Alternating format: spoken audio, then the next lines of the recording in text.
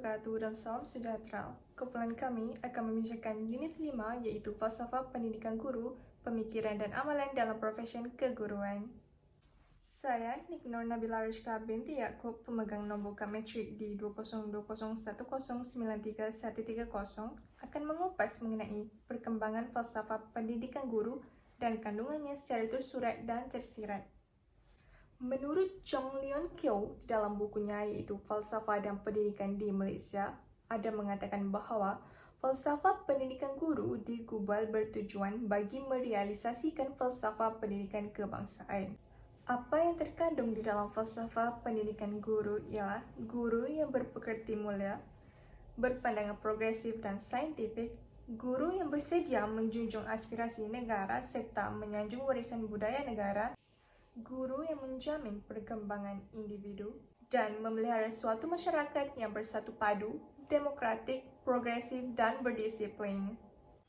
Guru yang berpekerti mulia ialah guru yang meletakkan kepentingan utama kepada pihak lain melebihi diri sendiri dan keluarga. Guru yang berpandangan progresif dan saintifik pula ialah guru yang sentiasa memperkembangkan pengetahuan dan kemahirannya. Sifat guru yang bersedia menjunjung aspirasi negara ialah guru itu meletakkan hasrat dan matlamat negara sebagai yang terpenting. Menyanjung warisan kebudayaan pula di mana guru itu meletakkan dirinya sebagai role model. Sebagai contoh, menjaga kelakuan sepanjang masa. Seterusnya, menjamin perkembangan individu di mana murid diberi peluang untuk kembangkan potensi secara menyeluruh dan bersepadu. Sebagai contoh, murid bebas memilih subjek elektif, aktiviti kokurikulum, serta mengemukakan idea. Seterusnya, memelihara masyarakat yang bersatu padu di mana guru perlu mengekalkan keharmonian dalam masyarakat majmuk. Sebagai contohnya, guru boleh meletakkan elemen-elemen perpaduan di dalam pengajarannya atau kokurikulum. Beralih pula kepada memelihara suatu masyarakat yang demokratik, iaitu guru perlu sentiasa memberi peluang kepada murid-murid untuk membuat keputusan dan berlaku adil semasa membuat keputusan. Memelihara suatu masyarakat yang progresif pula memberi penekanan kepada aspek inovatif, kreatif, analitikal, kritikal, holistik dan bersepadu dalam melaksanakan tugas. Ini bagi melahirkan guru dan murid yang berfikiran jauh. Memelihara suatu masyarakat yang berdisiplin pula memastikan keharmonian, keselamatan dan keamanan menerusi nilai etika dan peraturan. Misalnya, guru perlu menerapkan nilai cinta kemerdekaan dalam diri murid-murid. Assalamualaikum dan salam sejahtera. Nama saya Nurul Hidayah binti Ismail, memegang nombor kad matriks di 202010933131, merupakan mahasiswi daripada ISMP Kesusastraan Melayu dengan Kepujian. Pada hari ini, saya akan membincangkan tentang falsafah pendidikan guru menjadi teras kepada pembentukan pemikiran dan amalan guru-guru dari aspek pengetahuan, keterampilan, sahsia dan etika guru. Pengetahuan ialah sentiasa meningkatkan kemahiran pedagogi. Kualiti pengajaran menjadi pengukur utama kepada tahap profesionalisme guru kerana mengajar merupakan core business guru terhadap pelajar. Oleh itu, guru semestinya menguasai pengetahuan tentang teori-teori pembelajaran yang mutakhir. Di antara teori-teori pembelajaran tersebut ialah pembelajaran behavioral, teori pembelajaran sosial, kognitif, teori pembelajaran kognitif, teori pembelajaran humanis, dan teori pembelajaran konstruktivis. Kedua ialah pelajar. Guru patut mempunyai pengetahuan dan kefahaman yang mendalam tentang pengembangan potensi murid. Guru patut menyediakan pelbagai peluang bagi mengenal pasti dan mengembangkan potensi murid yang berbeza. Guru dapat merancang dan melaksanakan pengajaran dan pembelajaran serta aktiviti pendidikan yang lebih berkesan bagi mengembangkan potensi murid secara menyeluruh dan bersepadu. Pengetahuan yang seterusnya ialah konten. Guru perlu membuat pemantauan, pentaksiran dan penilaian kepada 3 aspek yang penting sebagai mekanisme jaminan kualiti bagi pengajaran guru standard ini memerlukan guru mempelbagaikan strategi pemantauan dan pentaksiran yang berterusan untuk menilai kemajuan pelajaran murid sebagaimana yang telah ditetapkan dalam sukatan pelajaran. Dari segi sahsia pula, berpekerti mulia. Guru yang bersedia meletakkan kepentingan kepada orang lain seperti murid, ibu bapa, masyarakat, melebihi diri sendiri sebagai contoh, memberikan ilmu juga mendidik orang lain sehingga berjaya. Yang seterusnya ialah bersemangat tinggi dalam perkhidmatan.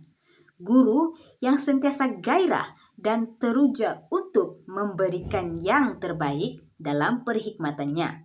Contohnya, guru ini akan hadir ke sekolah sebelum waktunya, masuk dan keluar kelas tepat waktunya, berpikiran terbuka, proaktif, inovatif, dan motivatif.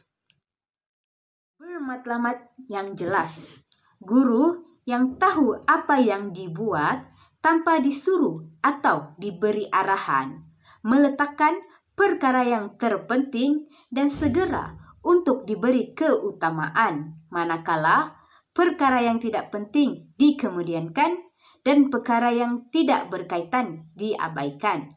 Contohnya, guru ini memikul amanah dan melaksanakan dengan terbaik untuk mencapai sasaran yang ditetapkan oleh dirinya sendiri atau pihak lain.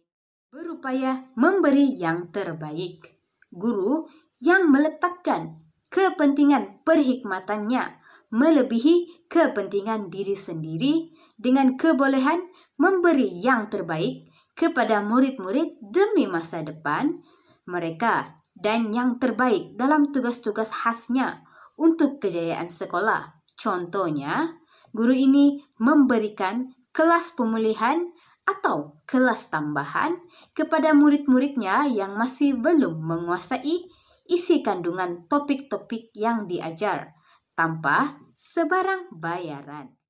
Dari segi keterampilan pula, guru berkemahiran mengurus bilik darjah. Guru ini cekap dalam mengurus bilik darjah yang ia bertugas di dalamnya. Kecekapan itu dapat dilihat dalam bentuk kawalan disiplin murid, keceriaan murid dan kelas, dan tindakan susulan di dalam bilik darjah yang berkesan. Contohnya, kebersihan kelas, kesehatan murid, rekod murid, dan aktiviti pengajaran dan pembelajaran.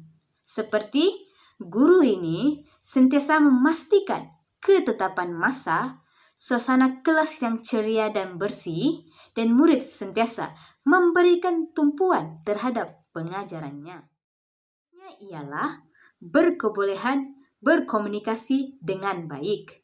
Guru yang dapat menyampaikan pengajarannya dengan berkesan, sebutan yang jelas, intonasi yang betul, arahan yang tepat, dan ayat-ayat yang gramatis yang diselang-selikan dengan elemen humor.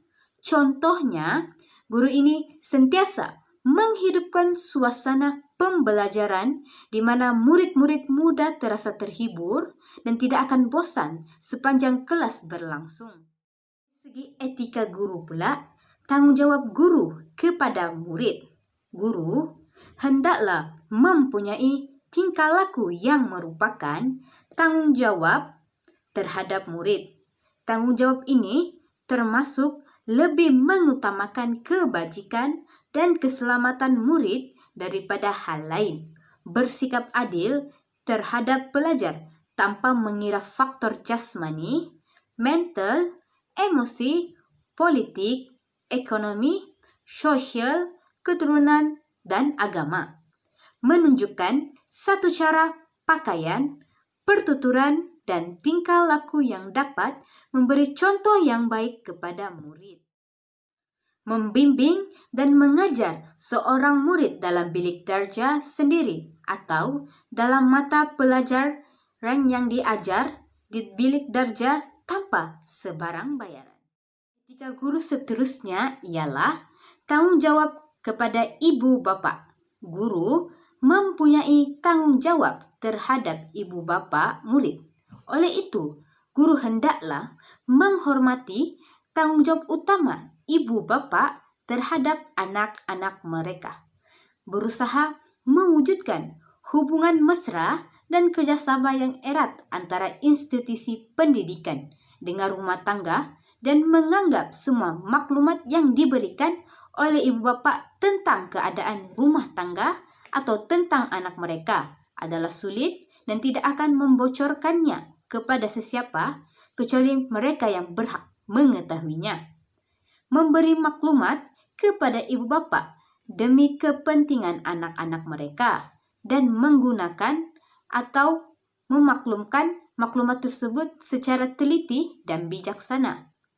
Mengelakkan diri daripada menggunakan atau dipengaruhi oleh kedudukan sosial dan ekonomi ibu bapa pelajar.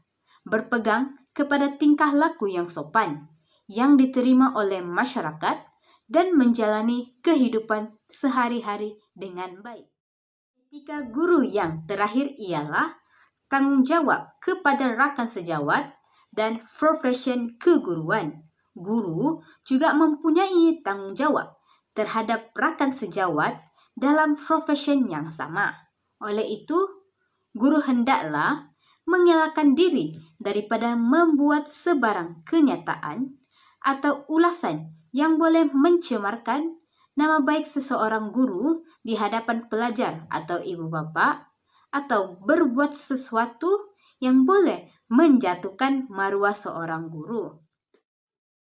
Melibatkan diri dalam kegiatan yang boleh menjejaskan kecekapan sebagai seorang guru.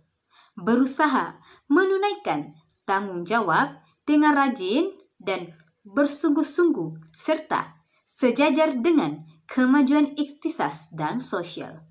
Sentiasa bersedia membantu rakan sejawat, terutamanya mereka yang baru menceburi profesi keguruan. Akhir sekali, sentiasa mengawasi diri supaya tidak mencemarkan nama baik profesi keguruan dan menjadi ahli sebuah pertubuhan guru. Assalamualaikum warahmatullahi wabarakatuh dan salam sejahtera. Nama saya Nur Syakila binti Mat Yusuf. Nombor matrik saya adalah D200101393132 daripada Program Ijazah Sarjana Muda Pendidikan Kesejahteraan Melayu dengan Kepujian. Seterusnya saya akan menjelaskan tentang penilaian kategori kerjaya guru sebagai profesional dalam perkhidmatan awam. Penilaian kategori kerjaya guru sebagai profesional dalam perkhidmatan awam yang pertama ialah perkhidmatan unik. Profesi perguruan adalah bidang yang memberi perkhidmatan yang unik dan diperlukan oleh masyarakat. Keunikannya hanya akan dirasai dan diketahui oleh mereka yang terlibat dalam profesi ini. Hanya guru sahaja yang berkemampuan memberi perkhidmatan pendidikan yang terbaik kepada masyarakat untuk membangun personaliti. Profesi perguruan tidak hanya profesi yang tertua di dunia tetapi adalah unik dan pelbagai. Guru tidak hanya menyampai ilmu tetapi juga kaunselor, pentadbir, perangsang, ibu bapa, pemimpin, pengurus instruksional dan lain-lain. Walaupun kanak-kanak boleh dididik oleh ibu bapa mereka, televisyen atau internet, namun guru adalah pakar yang dilatih untuk mewariskan pengetahuan dan kemahiran. Selain itu, yang kedua ialah pengetahuan dan kemahiran. Untuk menjadi guru bertauliah, seseorang mesti memperoleh pengetahuan dan kemahiran spesifik melalui latihan dalam suatu tempoh yang berpanjangan. Mengikut Syulmat 1987, pengetahuan yang perlu dikuasai oleh guru termasuklah pengetahuan tentang falsafah dan sejarah pendidikan, pengetahuan isi kandungan mata pelajaran, pengetahuan kandungan pedagogi, pengetahuan mengenai kurikulum iaitu sukatan pelajaran, bahan pembelajaran, alat bantuan mengajar dan sebagainya, pengetahuan tentang pengurusan bilik darjah, pengetahuan mengenai pentadbiran dan budaya sekolah. Yang ketiga ialah latihan khusus. Untuk menjadi guru, individu perlu menerima latihan yang khusus. Program-program sarjana muda pendidikan yang ditawarkan universiti-universiti dan institut pendidikan guru mengambil masa 4 tahun yang termasuk praktikal atau latihan mengajar yang wajib untuk semua guru pelatih. Program-program sarjana muda pendidikan yang ditawarkan meliputi berbagai-bagai pengurusan seperti pengajaran bahasa Melayu, bahasa Inggeris, sains, matematik, sejarah dan sebagainya. Juga ditawarkan ialah khusus perguruan selepasan ijazah untuk mereka yang sudah memiliki ijazah sarjana muda daripada apa jua bidang pun yang ingin dilatih menjadi guru. Institut Pendidikan Guru pernah menawarkan program CJ dan diploma pendidikan selama 3 tahun. Walaupun terdapat berbagai-bagai program latihan guru, masih terdapat beribu-ribu guru yang mengajar di tadika dan prasekolah yang tidak memiliki latihan perguruan. Juga terdapat guru-guru sandaran mengajar di sekolah-sekolah dan tidak mempunyai kedayakan perguruan. Yang keempat ialah tanggungjawab. Menurut Tata Susila Kementerian Pendidikan Malaysia, guru bertanggungjawab terhadap pelajar, terhadap ibu bapa, kepada masyarakat dan negara dan kepada rakan sejawat dan profesion. Bagaimanapun, guru jarang sekali atau tidak pernah dipecat jawatannya kerana sebahagian murid dalam kelasnya tidak dapat membaca. Setelah seseorang guru disahkan dalam jawatan, memang sukar bagi guru berkenaan dipecat, kecuali atas alasan-alasan jenayah atau kerana hukuman mahkamah. Yang kelima ialah badan profesional. Mengenai badan atau kesatuan perguruan mengawasi kod etika perguruan, perkara ini tidak begitu berkesan. Kesatuan-kesatuan tersebut ialah mengutamakan perkara yang berkaitan dengan skim perkhidmatan seperti gaji dan faedah-faedah lain. Bukan semua guru diwajibkan menjadi ahli sesuatu kesatuan. Tambahan pula terdapat banyak kesatuan dan persatuan guru yang mempunyai matlamat penyembuhan mereka yang beza. Yang keenam ialah autonomi. Walaupun guru mempunyai autonomi, ia adalah terhad berbanding dengan profesion lain.